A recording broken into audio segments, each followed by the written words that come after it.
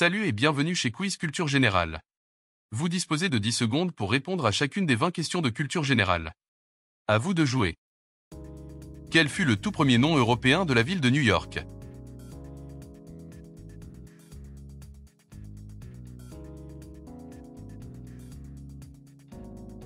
La ville de New York, qui est aujourd'hui une célèbre métropole mondiale, a une histoire riche en changements de nom. En effet, à l'origine, l'île de Manhattan était appelée Manhattan par les Amérindiens, signifiant l'île aux collines. La première dénomination européenne remonte à 1524, lorsque l'explorateur italien Giovanni da Verrazzano, missionné par le roi de France François Ier, découvre la baie de New York. Il nomme alors le site Nouvelle-Angoulême en hommage au roi François Ier, qui était auparavant duc d'Angoulême. Cependant, le véritable acte de naissance de la ville remonte à 1624 lorsque les colons néerlandais fondèrent Nouvelle-Amsterdam. Ce nom perdura jusqu'en 1664, année où les Anglais conquirent la colonie. Le roi Charles II d'Angleterre offrit alors le territoire à son frère le duc d'York, et la ville fut ainsi rebaptisée New York en son honneur. Lequel de ces animaux n'est pas classé dans l'ordre des prédateurs?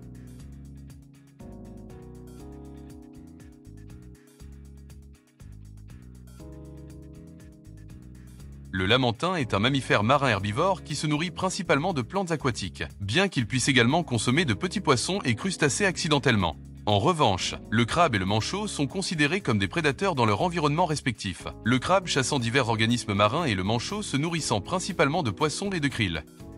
Quel est le plus petit pays d'Asie?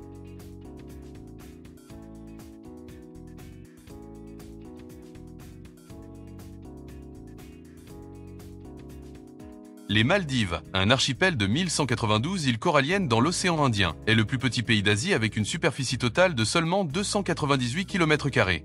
Avec un point culminant naturel n'atteignant que 2,4 mètres au-dessus du niveau de la mer, ce pays insulaire est particulièrement vulnérable à la montée des eaux dues au changement climatique. Quelle catastrophe a eu lieu à Fukushima en 2011?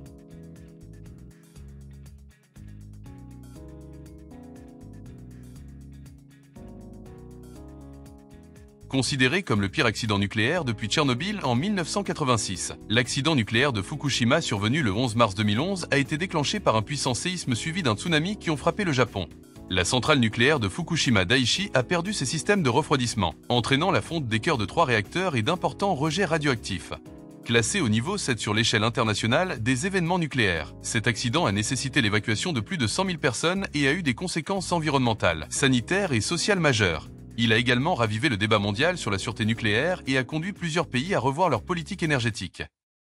Quel scientifique a découvert la radioactivité?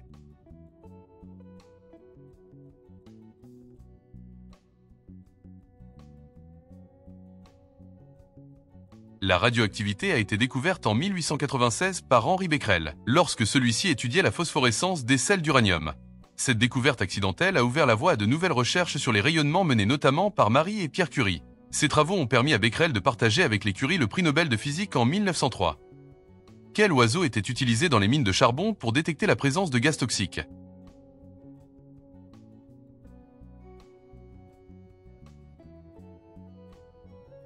Les canaris étaient utilisés dans les mines de charbon comme détecteurs vivants de gaz toxiques, notamment de monoxyde de carbone.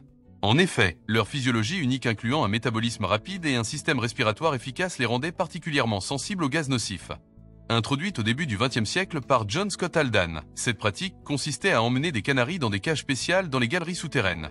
Si l'oiseau montrait des signes de détresse ou perdait connaissance, c'était un signal d'alarme pour les mineurs qu'il fallait évacuer immédiatement. La méthode a été progressivement abandonnée avec l'avènement de détecteurs électroniques. Bien que cette méthode puisse sembler cruelle aujourd'hui, elle a sans doute sauvé de nombreuses vies de mineurs, à une époque où les technologies de détection de gaz n'étaient pas aussi avancées que de nos jours. La glace napolitaine existe en combien de parfums?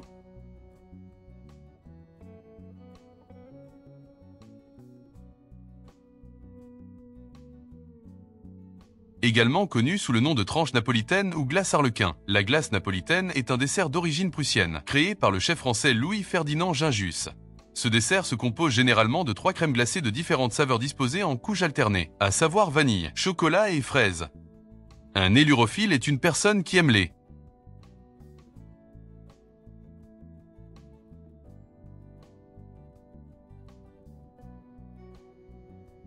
Un élurophile est une personne qui manifeste un amour profond pour les chats, que ce soit par la compagnie qu'elle leur offre ou par son appréciation culturelle de ces animaux. À l'opposé, on trouve l'élurophobie qui désigne la peur des chats. Qui était le dieu égyptien du soleil?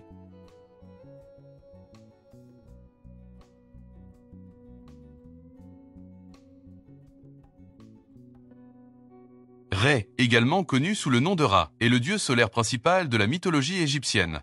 Souvent représenté comme un homme à tête de faucon coiffé d'un disque solaire. Il symbolise la création, la vie et l'ordre cosmique. Au fil du temps, il a été fusionné avec d'autres divinités comme Amon pour devenir Amon-Ré, renforçant ainsi son statut dans le panthéon égyptien. Son culte était particulièrement important à Héliopolis où il était vénéré comme le dieu suprême. Et les pharaons s'identifiaient fréquemment à lui pour légitimer leur règne en tant que représentant des dieux sur terre. Lequel n'est pas un roman d'Alexandre Dumas?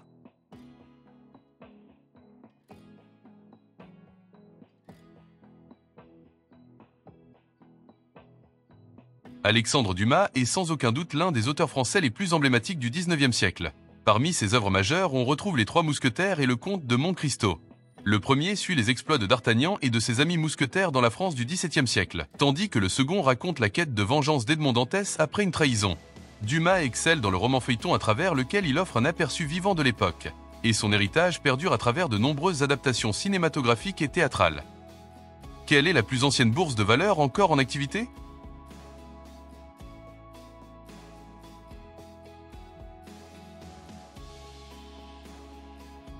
Fondée en 1602 par la Compagnie néerlandaise des Indes orientales, la bourse d'Amsterdam est considérée comme la plus ancienne bourse de valeur encore en activité. Elle a joué un rôle pionnier dans le développement des marchés financiers modernes, introduisant des concepts comme les actions et les obligations. Aujourd'hui, elle fait partie d'Euronext, le plus grand marché boursier européen. Quel pays compte le plus grand nombre d'espèces de serpents venimeux?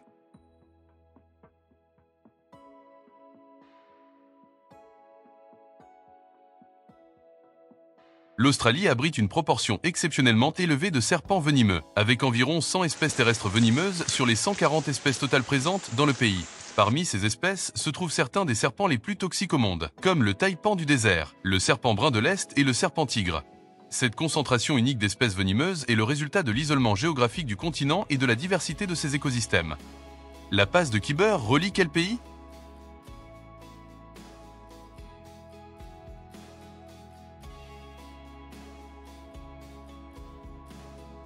La passe de Khyber est un col stratégique de 58 km entre l'Afghanistan et le Pakistan.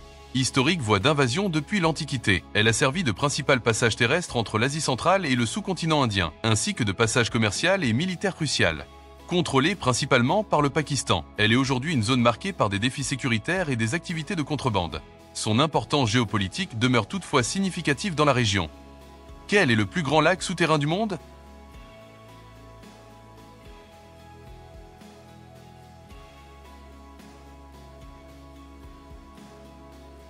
Le lac Dragonsbrief, situé dans la grotte Dragonsbrief en Namibie, est le plus grand lac souterrain connu au monde. Découvert en 1986, il mesure environ 2 hectares et atteint une profondeur de 100 mètres. Son eau riche en hydrogène sulfuré abrite une biodiversité unique, dont une espèce endémique de poisson doré. Un adulte a combien d'incisives?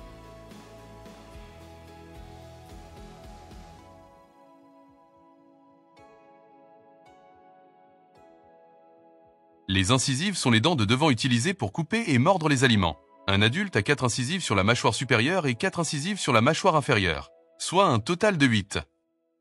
Un piano standard a plus de clés blanches ou noires?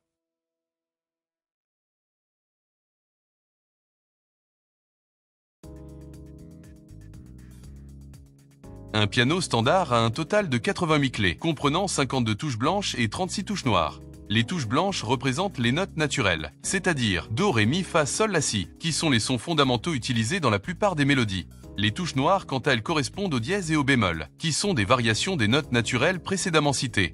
Ce nombre de clés a été établi pour permettre une large gamme musicale adaptée aux grands compositeurs. Les pianos modernes suivent également cette norme, bien que certains modèles puissent avoir plus ou moins de touches. Quel est le plus ancien traité de paix connu au monde?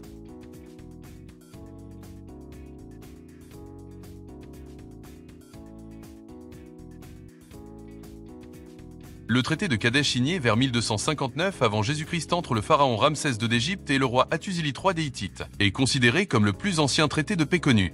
Ce traité, dont des copies ont été retrouvées en Égypte et en Turquie, mettait fin à des années de conflits entre les deux empires et établissait une alliance militaire. Quelle est la plus ancienne ville continuellement habitée au monde?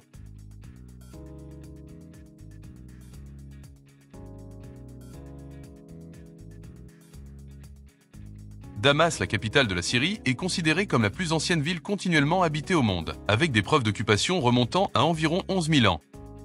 Quel mathématicien a réussi à démontrer le dernier théorème de Fermat?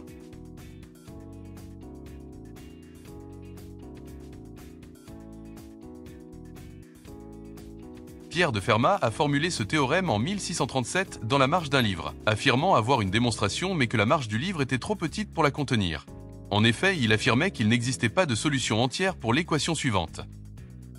Ce théorème est resté non prouvé pendant plus de 350 ans, jusqu'à ce que le mathématicien britannique Andrew Wills en fournisse une démonstration en 1995 après 7 ans de travail intensif, résolvant ainsi l'un des problèmes mathématiques les plus célèbres de l'histoire.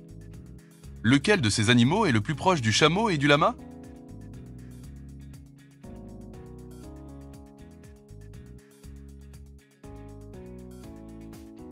Les alpagas, lamas et chameaux appartiennent tous à la famille des camélidés, mais ils présentent des différences notables en termes de taille, d'apparence et d'utilisation. Le lama mesure jusqu'à 1,9 m et pèse jusqu'à 200 kg, avec des oreilles arrondies et est principalement utilisé comme animal de somme et pour sa viande. L'alpaga plus petit avec environ 1,5 m de hauteur se distingue par ses oreilles droites et son pelage doux, et est élevé principalement pour sa laine de peau de qualité. Le chameau reconnaissable à sa bosse est adapté aux environnements désertiques et sert au transport, ainsi qu'à la production de viande et de lait. Alors que les alpagas et les lamas sont originaires des Andes en Amérique du Sud, les chameaux sont quant à eux natifs des déserts d'Afrique et d'Asie. Enfin, en termes de comportement, les lamas sont généralement moins peureux et plus protecteurs, tandis que les alpagas sont plus timides et préfèrent vivre en troupeau. Avez-vous aimé ce quiz? Alors merci de vous abonner. Et dites-nous en commentaire combien de réponses justes vous avez obtenues. À très bientôt.